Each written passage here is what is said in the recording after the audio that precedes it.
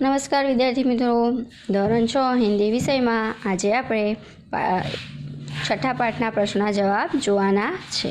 આજથી તમારું ગુજરાતીનું પેપર શરૂ થશે. તો અને ત્રીજું પેપર છે જે હિન્દીનું છે, જેમાં 1 થી 6 પાઠ પૂછવાના છે. આગળ આપણે 1 થી 5 પાઠના પ્રશ્નના જવાબ જોઈ ગયા, રિવિઝન જોયું. આજે આપણે છેલ્લો પાઠ એટલે એકમ કસોટીમાં પૂછવાનો છેલ્લો પાઠ જે છે સુબહ, એના પ્રશ્નના જવાબ જોઈએ. पहला प्रश्न है कि दीदी आपका यह धमाकेदार धक्का मुझे हमेशा याद रहेगा. गोलू ने रेशमा से ऐसा क्यों कहा?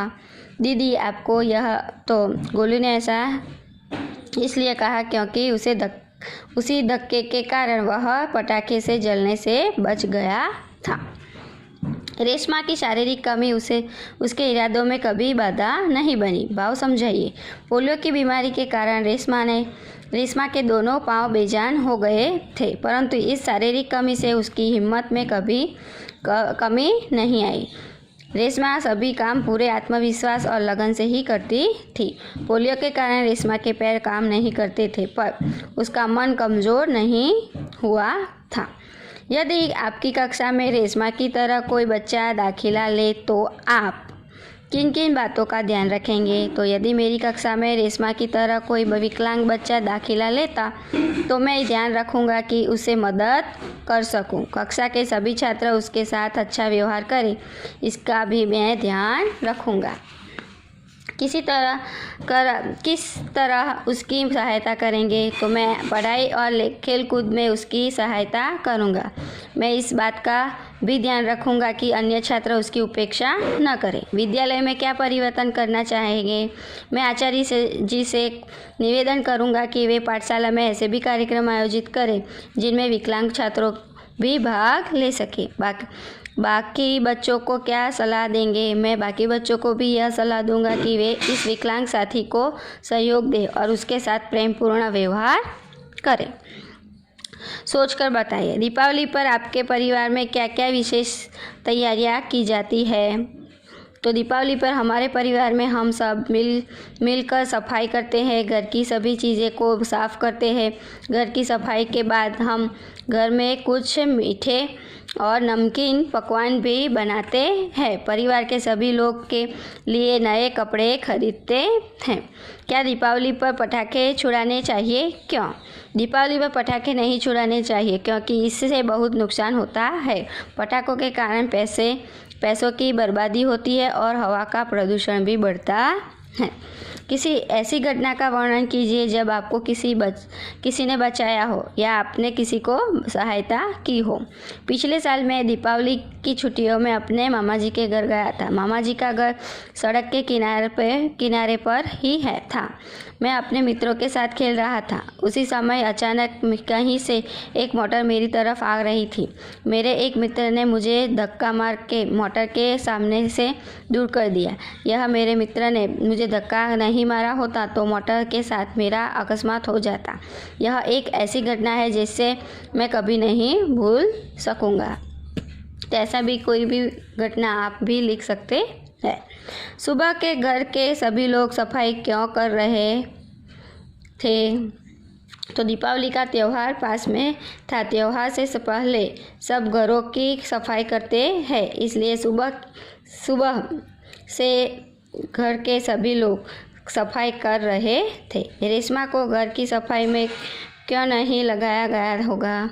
रेशमा जब 5 साल की थी तब उसे पोलियो हो गया था. उसके दोनों पैर काम नहीं करते थे. उसकी इसी शारीरिक कमी के कारण उसे घर की सफाई में नहीं लगाया गया.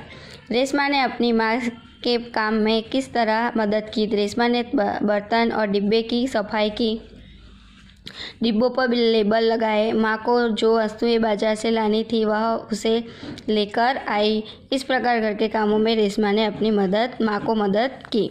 माँ ने रेशमा को बाजार क्यों भेजा? माँ को लड्डू बनाने के लिए कुछ सामान की आवश्यकता थी. पति दफ्तर गए थे. बेटा गोलू बहुत छोटा था. दादा दादी बुजुर्ग थे, इसलिए रेशमा ने अपनी माँ को परेशान देखकर कहा कि मैं सामान ले आती हूँ. रेशमा एक बार पहले भी अकेली सामान लेने के लिए बाहर गई थी. इस कारण माँ ने रेशमा को सामान लेने के लिए बाजार भेजा.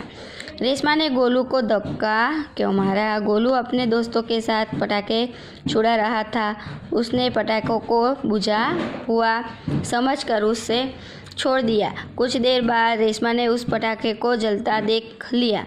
उसने गोलू को बहुत आवाज़ दी मगर शोर के कारण गोलू रेशमा की आवाज़ न सुन सका। रेशमा अपनी पहियों वाली कुर्सी को धकेलते हुए गोलू के पास पहुंची और पटाखों से बचाने के लिए रेशमा ने गोलू को धक्का मारा। रेशमा की जिंदादिली विषय पर संक्षेप में लिखिए।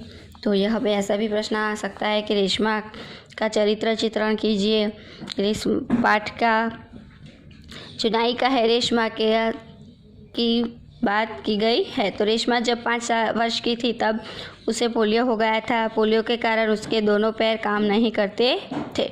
उसकी यह शारीरिक कमी उसके काम में बाधा नहीं बनी। रेशमा अपने सभी काम स्वयं करती है। वह अपने काम के लिए किसी पर निर्भर नहीं रहना चाहती। घर के कामों में भी वह सबकी मदद करती है। सचमुच रेशमा एक जिंदादिल लड़की है।